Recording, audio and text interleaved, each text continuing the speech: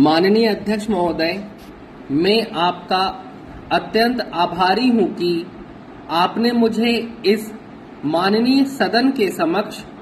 अपनी बात रखने का अवसर प्रदान किया है।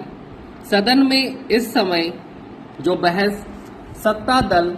और विरोधी दल के बीच चल रही है, वह बहुत ही महत्वपूर्ण और उपयोगी है, क्योंकि इस चर्चा का संबंध हमारे देश की आम जनता से है। पिछली सरकार ने आवश्यक वस्तुओं की जो वितरण व्यवस्था की है, मैं समझता हूं कि उस पर इस सदन के सम्मुख विस्तृत रूप से चर्चा होनी चाहिए। देश के किसी हिस्से में कौन सी चीज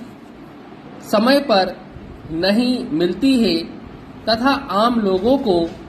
उनकी ज़रूरत की चीज़ें किस कीमत पर मिल रही हैं, इन सभी विषयों को सदन के सामने रखा जाना अति आवश्यक है। इस व्यवस्था में यदि कहीं कोई कमी रह जाती है या किसी राज्य को कोई वस्तु उसकी आवश्यकता के अनुसार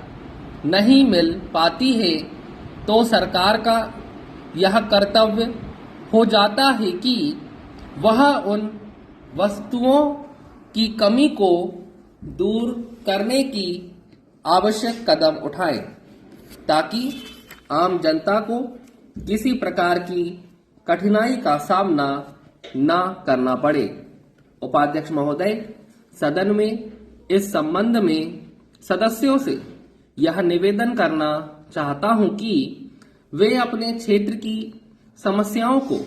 इस सदन के समक्ष प्रस्तुत करें, ताकि सरकार को भी पता चल सके कि किस क्षेत्र में समस्या और उस समस्या को किस प्रकार दूर किया जाए। मैं अपने अनुभव के आधार पर यह कह सकता हूं कि बिहार में पिछले चुनाव में बड़े स्तर पर गड़बड़ी हुई है। मैं यह तो नहीं कहता कि गड़बड़ी किस पक्ष की ओर से हुई है, लेकिन इतना अनुरोध करना चाहता हूं कि इस विषय पर भी सदन में चर्चा होनी चाहिए, ताकि जो दोषी हैं उनके विरुद्ध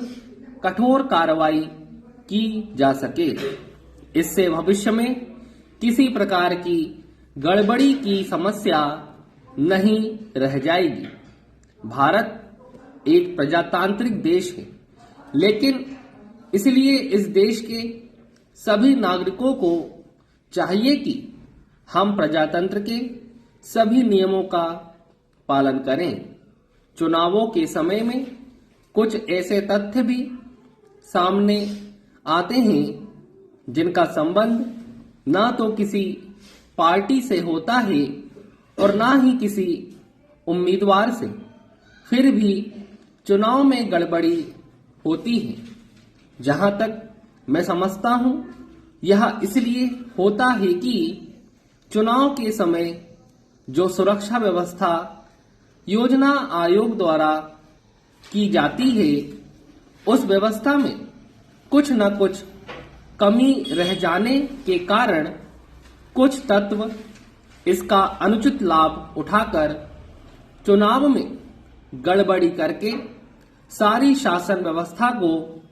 बदनाम कर देते हैं। इसलिए इस बुराई को जहां तक हो सके जल्द से जल्द दूर किया जाना चाहिए। इस सदन के सभी माननीय सदस्य इस बात को अच्छी तरह से समझ सकते हैं कि राज्य में चुनावों के दौरान इस तरह की गड़बड़ी से सरकारी व निजी संपत्ति का बड़ा नुकसान होता है, जहां तक कि निर्दोष लोगों को अपनी जान से भी हाथ धोना पड़ जाता है।